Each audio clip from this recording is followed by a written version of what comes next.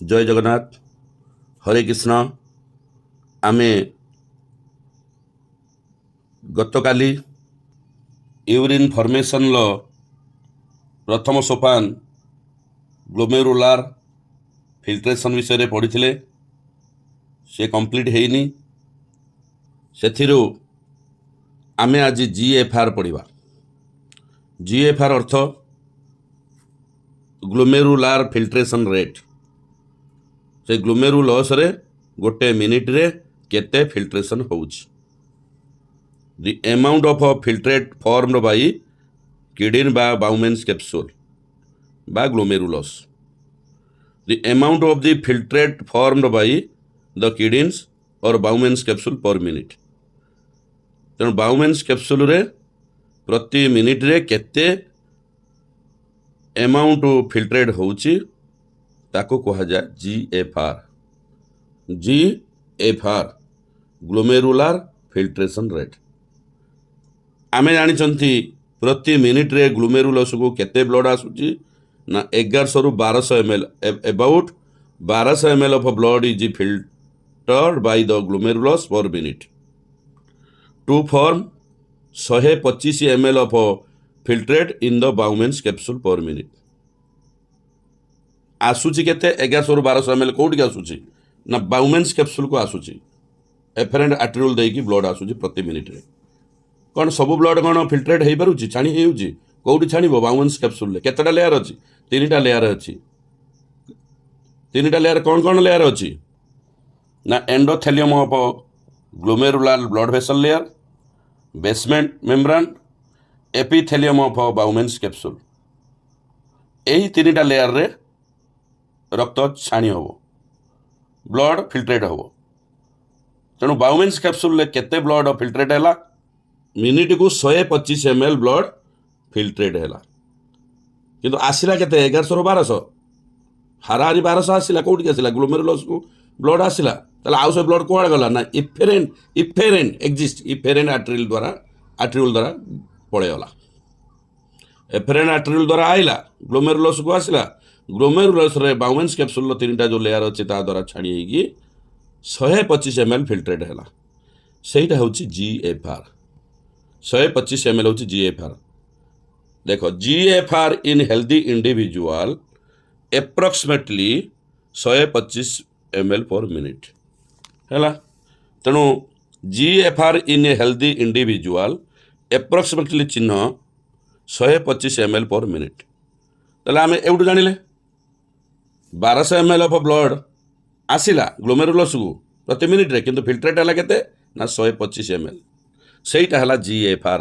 सेटा हला GFR in a healthy individual 125। तेणु 125 गुणन 60 गोटे घंटा गुणन 24 घंटा ताने गोटे दिन रे एटा गुणी दवा गोटे दिन होची 24 घंटा गोटे घंटा होची 60 मिनिट गुणन 125 टोटाल हला 180 litre per day. 180 litre per day कौन होची फिल्ट्रेट होची। The kidney have ability, that kidney have built in mechanism for regulation of GFR. A GFR बा ग्लोमेरुलर फिल्ट्रेशन रेट को बिल्ड करबा पई किडनी लो मेकानिज्म अछि। One such efficient mechanism carried by JGA. A GFR को regulate करबा पई kidney ले स्वतंत्र मेकानिज्म अछि। सेही स्वतंत्र मेकानिज्म किए कैरिड आउट करछि ना जेजीए। जेजीए रे फुल फॉर्म कौन juxta glomerular apparatus. JGA juxta glomerular apparatus. वर्तमान पई जेजीए विषय रे भलो भाव रे जानिबा।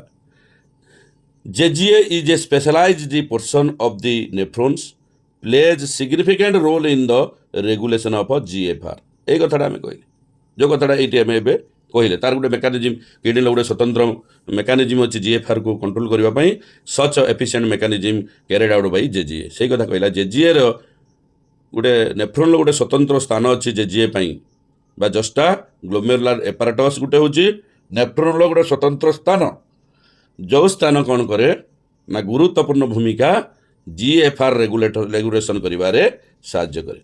ମାନେ ସିଗ୍ନିଫିକାଣ୍ଟ ରୋଲ୍ ମାନେ ଗୁରୁତ୍ୱପୂର୍ଣ୍ଣ ଭୂମିକା ନିଭାଏ। କ'ଣ ଜେଜିଏ ସିଗ୍ନିଫିକାଣ୍ଟ ବା ଗୁରୁତ୍ୱପୂର୍ଣ୍ଣ ଭୂମିକା କ'ଣ ନିଭାଏ? ନା regulation of GFR glomerular filtration rate. Glomerular filtration ରେଟ୍କୁ ରେଗୁଲେସନ୍ କରିବାରେ ଜକ୍ସଟା ଗ୍ଲୋମେରୁଲାର ଏପାରେଟସ୍ର ଗୁରୁତ୍ୱପୂର୍ଣ୍ଣ ଭୂମିକା ଅଛି, ଯିଏକି ନେଫ୍ରନ୍ର ଗୋଟିଏ ଅଂଶ। JGA is a special sensitive region formed by cellular modification in the distal convoluted tubule and the efferent arteriole at the location of their contacts। ତାହେଲେ ବୁଝିହେଲା, ସେ ହେଉଛି ଜେଜିଏର ସ୍ଥାନ କେଉଁଠି, ସେଇ ସ୍ପେଶିଆଲ ସେନ୍ସିଟିଭ୍ ରିଜନ୍ କେଉଁଠି? ସ୍ପେଶିଆଲ ସେନ୍ସିଟିଭ୍ ରିଜନ୍ ସେ ହେଉଛି ଜେଜିଏ, ଗୋଟିଏ ହେଉଛି ସ୍ପେଶିଆଲ ସେନ୍ସିଟିଭ୍ ରିଜନ୍ ତିଆରି ହୁଏ ଯେଉଁଠି ଡିଷ୍ଟାଲ କନଭୁଲେଟେଡ୍ ଟ୍ୟୁବୁଲ୍ ଆଉ ଏଫେରେଣ୍ଟ ଆର୍ଟ୍ରିଓଲ ମିଳନ ସ୍ଥଳ ହେଇଥାଏ। ଏଫେରେଣ୍ଟ ଆର୍ଟ୍ରିଓଲ ତୁମେ ଚିତ୍ର ଦେଖୁଛ, ଖାଲି ଏଫେରେଣ୍ଟ ଆସିଲା କେଉଁଠି ମାନେ ଡିଷ୍ଟାଲ କନଭୁଲେଟେଡ୍ ଟ୍ୟୁବୁଲ୍ ସହିତ ଲାଗିକି ରହିଛି ନା, ସିଆଡ଼େ ନୁଚିକି ଆସିକି ଏପଟରେ ଦେଖେଇଛି। ସେ ଯେଉଁ ନୁଚିକି ଆସିଛି, ଯେତେବେଳେ ଆସିଛି ସେପଟରୁ ଆମକୁ ଚିତ୍ରରେ ଦେଖା ହେଉନାହିଁ। ଯେଉଁ ଡିଷ୍ଟାଲ କନଭୁଲେଟେଡ୍ ଟ୍ୟୁବୁଲ୍ ଆଉ ଏଫେରେଣ୍ଟ ଆର୍ଟ୍ରିଓଲର କଣ୍ଟାକ୍ଟ ପୋର୍ସନ୍ରେ ସେଲୁଲାର ମୋଡିଫିକେସନ୍ ହେଇଛି। କେଉଁଠି ହେଇଛି? DCT and efferent arteriole contact ପ୍ଲେସ୍ରେ ସେଲୁଲାର ମୋଡିଫିକେସନ୍ ହେଇଛି। ସେଇ ସେଲୁଲାର ମୋଡିଫିକେସନ୍ଟା ହେଉଛି special sensitive area of nephron, special sensitive region JGA, that is called JGA। କ'ଣ? DCT ଆଣ୍ଡ ଏଫେରେଣ୍ଟ ଆର୍ଟ୍ରିଓଲର ମିଳନ ସ୍ଥାନରେ ସ୍ପେଶିଆଲ ସେଲୁଲାର ମୋଡିଫିକେସନ୍ ହେଇଛି, ସେଲର ମୋଡିଫିକେସନ୍ ହେଇଛି। DCT ଆଣ୍ଡ ଏଫେରେଣ୍ଟ ଆର୍ଟ୍ରିଓଲର ମିଳନ ସ୍ଥଳରେ ସେଲୁଲାର ମୋଡିଫିକେସନ୍ ହେଇଛି, ଯିଏକି ସ୍ପେଶିଆଲ ସେନ୍ସିଟିଭ୍ ରିଜନ୍, ଯାହାକୁ ଆମେ କହୁଛେ JGA। A fall in GFR can activate the JG cells। ଯେତେବେଳେ GFR ଫଲ୍ ହେଇଯାଏ, JG ସେଲ୍ ଆକ୍ଟିଭେଟ୍ ହୁଏ, ଜକ୍ସଟା ଗ୍ଲୋମେରୁଲାର ସେଲ୍ ଆକ୍ଟିଭେଟ୍ ହୋଇକି ରେନିନ୍କୁ ସିକ୍ରେସନ୍ କରେ। ରେନିନ୍ କ'ଣ କରେ? ନା ଗ୍ଲୋମେରୁଲାର ବ୍ଲଡ଼ ଫ୍ଲୋକୁ ଷ୍ଟିମୁଲେଟ୍ କରେ। ଗ୍ଲୋମେରୁଲାର ବ୍ଲଡ଼ ଫ୍ଲୋକୁ ଷ୍ଟିମୁଲେଟ୍ କଲେ କ'ଣ ହେବ? ନା ଯେଉଁ GFR ଫଲ୍ ହେଇଯାଇଥିଲା ସେ ନର୍ମାଲକୁ ପଳେଇ ଆସେ। ଯେଉଁ GFR ଗ୍ଲୋମେରୁଲାର ଫିଲ୍ଟ୍ରେସନ୍ ରେଟ୍ ଯେଉଁ ଫଲ୍ ହେଇଯାଇଥିଲା ସିଏ ବ୍ୟାକ୍ ଟୁ ନର୍ମାଲକୁ ପଳେଇ ଆସେ। ତେଣୁ A fall in GFR can activate the JG cells to release renin, which can stimulate the glomerular blood flow, thereby the GFR back to normal। ତାପରେ ଆମେ ଜାଣିବା volume of filtration per day କେତେ? ନା 180 litre. Urine ବାହାରୁଛି per day କେତେ? 1.5 litre. ତାକୁ ଆମେ compare କରିବା। ଏଇ କଥା ଜାଣିବା ପାଇଁ ସବିଶେଷ ଆମେ ଆଲୋଚନା କରିବା। ରିନାଲ ଟ୍ୟୁବୁଲ୍ର ଅଂଶ ହେଲା Bowman's capsule, proximal convoluted tubule, descending limb of Henle's loop, ascending limb of Henle's loop, distal convoluted tubule DCT। ତେଣୁ 180 ଲିଟର ପର୍ ଡେ ଫିଲ୍ଟ୍ରେସନ୍ ହେଉଛି, କିନ୍ତୁ ପରିସ୍ରା ବାହାରୁଛି 1.5 ଲିଟର। ତେଣୁ 99% ଫିଲ୍ଟ୍ରେଟ୍ କୁଆଡ଼େ ଗଲା? ନା ସେ ପୁଣି ରିନାଲ ଟ୍ୟୁବୁଲ୍ସକୁ ଫେରି ଆସୁଛି, ରିଆବଜର୍ଭ ହେଇଯାଉଛି। This process is called reabsorption. ଆମେ ପଢ଼ିଥିଲେ ୟୁରିନ୍ ଫର୍ମେସନ୍ର 3ଟା ପ୍ରୋସେସ୍ ଅଛି। ଗୋଟେ ହେଉଛି ଗ୍ଲୋମେରୁଲାର ଫିଲ୍ଟ୍ରେସନ୍, ଗୋଟେ ରିଆବଜର୍ଭସନ୍, ଗୋଟେ ସିକ୍ରେସନ୍।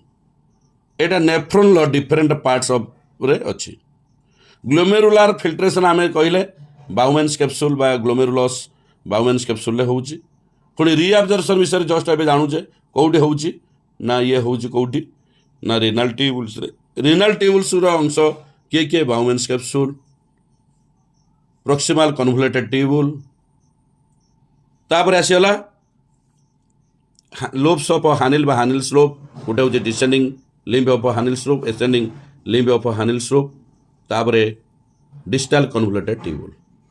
ए हूँ रिनाल ट्यूब्स रे एटी रीअब्जर्वेशन हुए। ये जो रीअब्जर्वेशन कथा बहुत बड़ कथा कहीं ना यार जो पार्ट रहा कौन कौन रहा गोटे पीसीटी बाउमेंस कैप्सूल तो पलि आसला याड़ी ब्लड ना फिल्ट्रेट पलि आसला गोटे पीसीटी प्रॉक्सिमल कन्वोल्यूटेड ट्यूबुल। तेणु प्रॉक्सिमल कन्वोल्यूटेड ट्यूबुल रे किमिति रीअब्जर्वेशन होउची से विषय आम पुंखानुपुंख जानिबा।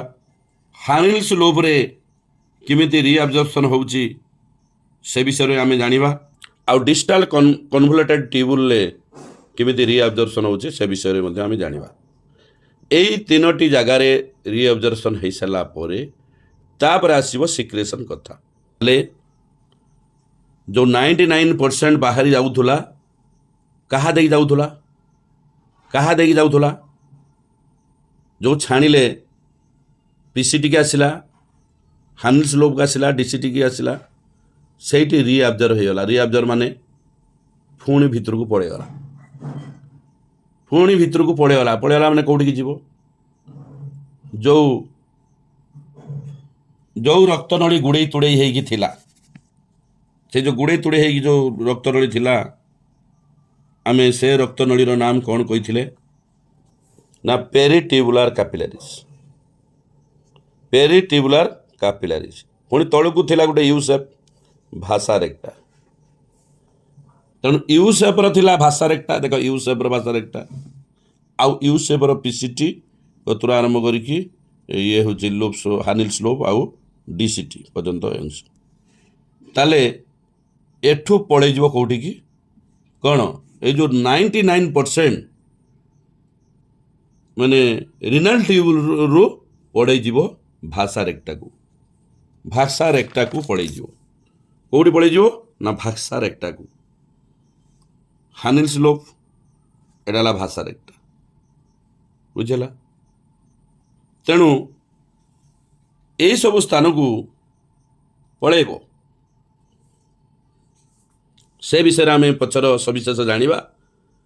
तेणु रिनाल ट्यूबुल्स द्वारा रीअब्जर्व हो अब्जर्व माने रिनाल ट्यूब को आसवा रीअब्जर्व माने रिनाल ट्यूब रु बाहरी जावा।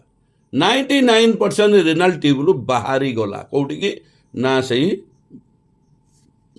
भाषा रेक्टा अंचल भाषा रेक्टा से रक्त नड़ी की पुणी पलैगला जो इफेरेंट रक्त नड़ी आसिकी जो एगुड़ा सब करता इफेरेंट रक्त नड़ी जो आसिकी आर्टेरियोल आसिकी जो तैयारी करथिला कौन तैयारी करथिला पेरिट्यूबुलर कैपिलरीज आउ भाषा रेक्टा से पलि आसो कौन पलि आसो यही जो 99% ऑफ फिल्ट्रेट पलि आसो एटा को रीअब्जर्व आउ लास्ट रे केते सिक्रेशन केते यूरिन हिसाब रे बाहर ना 1.5 लिटर बाहर को बाहर जो 1.5 लिटर गोटे दिन में 180 लिटर फिल्ट्रेट होता बेले 1.5 लिटर बाहर को बाहर।